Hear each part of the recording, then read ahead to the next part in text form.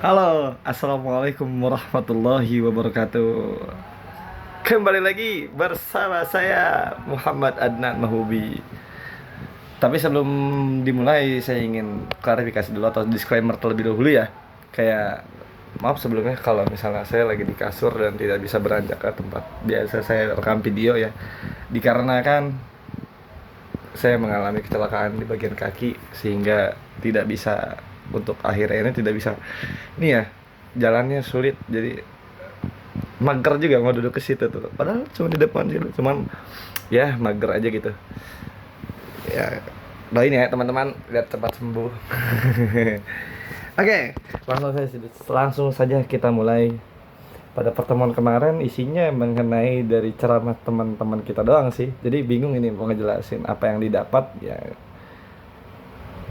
Tapi speechless juga sih sebagai laki-laki belajar tentang keperawanan gitu lah. Maksudnya keperempuanan gitu, keperawanan lagi. Oke, baik. Alhamdulillahirrahmanirrahim. Wassalatu wassalamu ala asrafil anbiya'il mursalin sayyidina wa nabiyyina Muhammadin wa ala alihi wa sahbihi ajma'in, amma ba'du. Yang terhormat kepada Bapak Adi Kusuma selaku dosen pengampu mata kuliah Public Speaking, yang sama-sama kita doakan semoga Pak Adi disehatkan badannya, dipanjangkan usianya sehingga masih bisa mengajar dan selalu mengajar kami di mata kuliah Public Speaking pada semester 4. Baik, yang saya dapatkan atau yang saya tangkap mengenai materi kemarin, tidak ada materi ya terlebihnya lagi. Namun saya juga dapat materi dari teman-teman saya, terutama dari ini perempuan Umi ini ya, dari Umi Kulsum. Makanya dari ustazah itu, salah satu ustazah tersebut, di mana teman saya yang perempuan itu memberitahu tentang haid ya. Jadi wow, ilmu baru nih. Gitu. Dan tentu laki-laki juga perlu perlu tahu ya mengenai haid itu seperti apa gitu. Saya begitu belajar banyak lah pokoknya mengenai tentang haid, waktu-waktu haid, dan gimana, apa itu darah suci, darah kotor, apa itu masa-masa haid gitulah. Dan terlebih lagi ya seru juga ya. Salah satu pengalaman yang berharga mempunyai teman-teman kelas yang mau sharing ilmunya, mau membagi ilmunya pada kita, pada saya terutama, yang butuh banget yang namanya ilmu agama tuh, kayak mengaji untuk akhir-akhir ini. Ada seminggu sekali mah gitu. Tapi ya sangat bersyukur di zaman sekarang masih bisa mendengar kajian-kajian ilmu, mau itu dari guru, ustadz, habib, kiai, melainkan ilmu juga bisa didapat dari teman-teman kita yang sebelum-sebelumnya juga pernah belajar tentang ilmu agama tersebut gitu. Lalu dari Nabil Besti ya, dari Nabil juga saya banyak pelajaran tentang ya itu. Jadi Al-Quran itu bisa jadi kunci dari kehidupan kita gitu. Dan sebenarnya kasus Nabil yang pernah Nabil berikan di kelas itu mengenai setiap habis sholat itu baca surah itu sehingga didapatkan rezekinya, tidak rezeki dari materi melainkan dari rezeki kesehatan dan sebagainya macam. Justru saya ada satu cerita di mana saya ngalamin yang namanya terpuruk lah ya. Kita pernah ngerasa terpuruk mungkin sebagai sahabat-sahabat generasi milenial, generasi Z ya.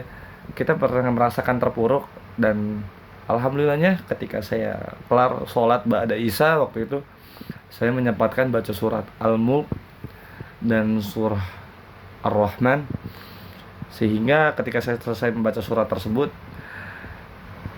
yang didapatkan adalah hati tenang, dan tiba-tiba banyak notif masuk di HP, banyak kabar-kabar baik lah gitu, sehingga ketika tadi kita terpuruk menjadi tidak terpuruk lagi dan menjadi senang, bahagia gitu. Namun hal tersebut juga jangan sampai luput kita mengucapkan alhamdulillahirabbil alamin ya teman-teman, karena sesungguhnya ya mau itu baik buruknya keadaan, kita tuh perlu banget yang namanya bersyukur gitu loh. Karena kalau kita tidak bersyukur tuh sama aja kita tidak berterima kasih sama Allah yang telah menghidupkan kita hari ini, yang telah memberikan kita kenikmatan hari ini gitu loh. Sehingga keadaan capek, keadaan bahagia, keadaan senang, jika tidak diucapkan dengan lafaz alhamdulillahirabbil alamin, itu sama aja kayak kita tidak menghormati Tuhan kita gitu loh.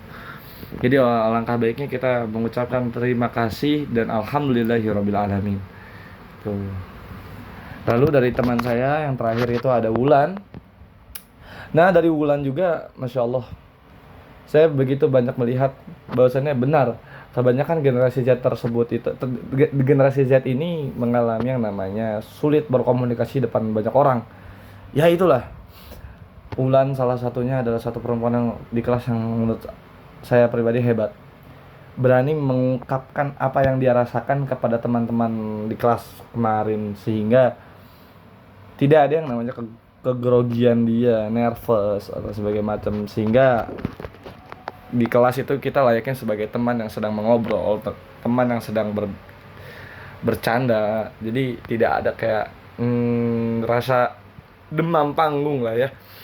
Itu mungkin pada pertemuan kemarin ya, tentang ngebahas tentang materi dari teman-teman saja yang bisa saya ambil dari ceramah-ceramah atau dari public speaker mereka. Itu saja sih lebih tepatnya.